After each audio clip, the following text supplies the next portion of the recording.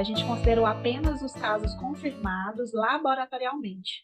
Então, Goiânia teve inicialmente, até quando nos foi convidado, a gente tinha um número redondo de 400 casos, mas no decorrer da pesquisa, devido a uma limpeza de banco e qualificação dos dados, no total de casos confirmados laboratorialmente, nós tivemos 398 pessoas identificadas. A grande maioria, quase 98% do sexo masculino, então desses 398, 388 foram do sexo masculino, 10 do sexo feminino. Não tivemos nenhuma gestante confirmada, nem mesmo, mesmo que não entrasse no caso, nem mesmo suspeito para a mpox. A gente teve uma variação da idade dessas pessoas entre 27 e 39 anos, então com uma mediana de 32. O maior número de casos, 57%, em pessoas da raça cor preta ou parda. Em relação a outros dados, né, constando tanto nas nossas fichas oficiais do Ministério da Saúde, dados variáveis, né, que eram similares com a da OMS, como, por exemplo, histórico de vacinação contra a varíola. A gente praticamente não tem essa informação, porque não é apenas um recordatório, né, a gente precisaria da confirmação e até pela idade dessas pessoas. E ainda pensando numa rede maior, né, que é alimentar um banco mundial, acho que os profissionais que trabalham, não só nós que fomos selecionados para estar no projeto, mas a própria envolvimento da secretaria, para nós foi como se fosse um reconhecimento mesmo do trabalho, porque foi árduo, né? Quando chegou assim a emergência para a gente foi árduo, foi mais esse sentido assim, de ver que tem outras pessoas fazendo a mesma coisa e trocando experiência de forma muito espontânea. A gente trabalhou de forma muito em conjunta, tanto com o Estado, né, a Secretaria Estadual de Saúde, e também o Ministério da Saúde. Então, Goiânia, por ser uma capital, ela tem o CIEVS, que é o Centro de Informações de Vigilância Epidemiológicas em Saúde. Então, esse trabalho ele foi todo inicialmente centralizado no CIEVS. Chegou um determinado momento em que não era mais operacionalizável e a gente precisa realmente transferir os dados para as unidades, né? Então, esse trabalho, por que eu estou contando isso? Porque esse trabalho de ter sido muito centralizado no nosso serviço, apesar de ter sido muito pesado, facilitou um pouco quando a gente recebeu a demanda de fazer a qualificação dos dados da OMS. Por uma questão de não serem dados tão antigos, né? A gente está falando aí do ano de 2022, então tinha alguns casos em que a gente tinha relatórios internos, em que ajudou muito a fazer a completar realmente os dados, né? Outra facilidade que a gente teve foi a questão de ter sistema de prontuário eletrônico nas nossas unidades. Então, todas as nossas unidades de saúde existe prontuário eletrônico. E também a gente fez, devido ao perfil dos pacientes, em que uma porcentagem, vou tentar lembrar, ver aqui especificamente quantos, né? Dos pacientes, 57,79% eram pessoas que conviviam com HIV, e a gente tem o centro de referência aqui em Goiânia que faz o atendimento desse paciente. Muitos pacientes foram atendidos em uma única unidade de saúde por especialistas infectologistas. Então, a gente tinha registros, né, em prontuário eletrônico que tinham muitas informações. Por isso que Goiânia conseguiu, eu acredito que contribuir com a plataforma, pelas informações que a gente tinha. De forma, né, complementar, um ganho que a gente teve também, agora falando especificamente da Secretaria Municipal de Saúde de Goiânia, foram dos casos hospitalizados, porque a Secretaria, por ser município, a internação ela é terciária. Então, essa informação ela é da Secretaria Estadual de Saúde. Então, a gente precisou, né, como é agravo de notificação, a gente fez essa articulação junto ao nosso principal hospital, que é o Hospital de Doenças Tropicais, HDT, para a gente conseguir a informação acerca dos 8 hospitalizados. Agora a gente está com casos, inclusive está com casos graves de hospitalizados, houveram mudança na equipe, e a equipe que está agora teve a oportunidade de ter esse outro olhar.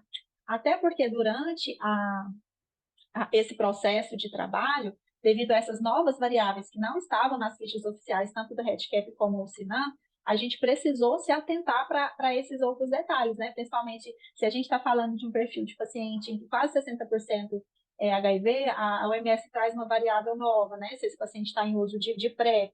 Então, ela traz algumas especificidades para o perfil do paciente. A equipe de CIEVS, por exemplo, ela precisou ter conhecimento do HIV, de um regime de tratamento, de uma carga viral, de um CD4.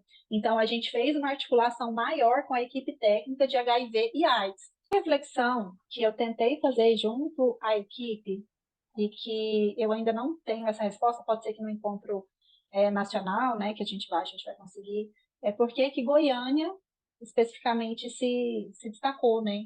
Porque que Goiânia foi selecionado, porque realmente a gente teve um número muito grande de casos, até representado ali pelo Estado, ali juntamente com outros estados, né? Para tentar realmente e tentar identificar o perfil desse paciente com maior vulnerabilidade. Eu concordo com você, ali naquele começo, ficava até quando a primeira vez que o Ministério sinalizou que passaria para a área de infecções sexualmente transmissíveis, né? Se a mpox era uma doença sexualmente transmissível, se era ali uma transmissão de contato, né? E de que forma que a gente poderia, porque quando a gente fala em doenças transmissíveis, o que a gente quer é realmente quebrar, né, a cadeia de transmissão e evitar com que outras pessoas se contaminem.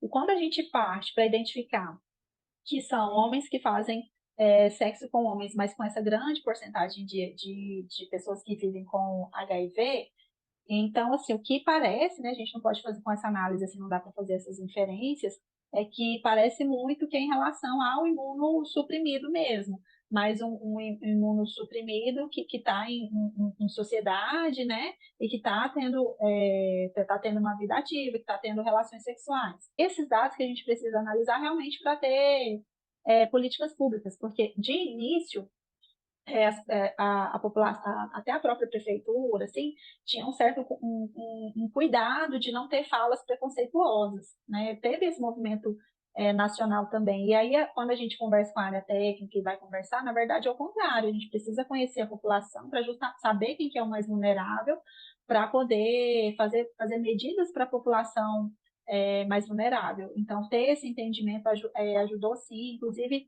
de forma interna mesmo, em parcerias, né, com outras secretarias nesse sentido.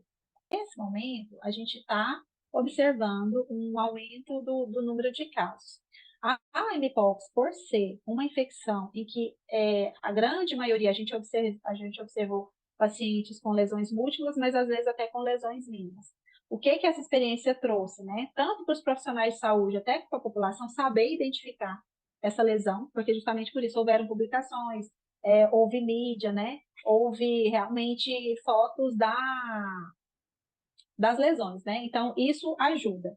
E é uma infecção que às vezes dá lesão em face também, o que a gente acredita que também contribui para diminuir a transmissão, porque a pessoa ela realmente deixa de se expor porque está ali com aquela infecção.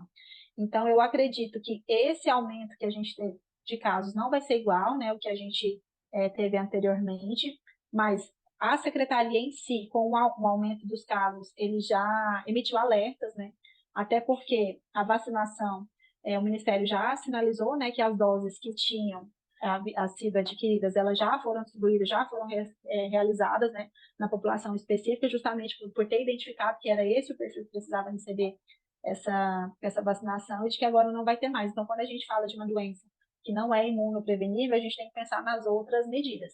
E aí seria esse alerta, principalmente trabalhando sempre com população identificar. Hoje eu acredito que a rede está mais aberta, né? Já não é aquela novidade, a gente percebia que os profissionais tinham receio mesmo, né? De realizar esse atendimento. E hoje já está mais fácil. O que a gente percorreu hoje está mais fácil, tanto na questão da notificação, da coleta, a gente fez agora com esse aumento de casos. É mais fácil, não é? Às vezes aquele profissional que não teve aquela experiência, entrou agora do concurso, nunca coletou, e aí ele acha que não é de responsabilidade dele, então a gente teve que voltar, refazer esse trabalho para garantir a coleta, porque olha a importância desses achados, né? A gente conseguiu garantir a coleta de 398 pacientes, então a gente teve ali o padrão ouro, né, do atendimento, conseguir fazer a coleta em tempo oportuno desse paciente, esse paciente aceitar essa coleta, né? Então foi o caminho que a gente percorreu. Agora é mais fácil, até porque agora é um número reduzido de casos e a gente acredita que vai ser a continuidade, assim, a tendência, né? Vai ser essa.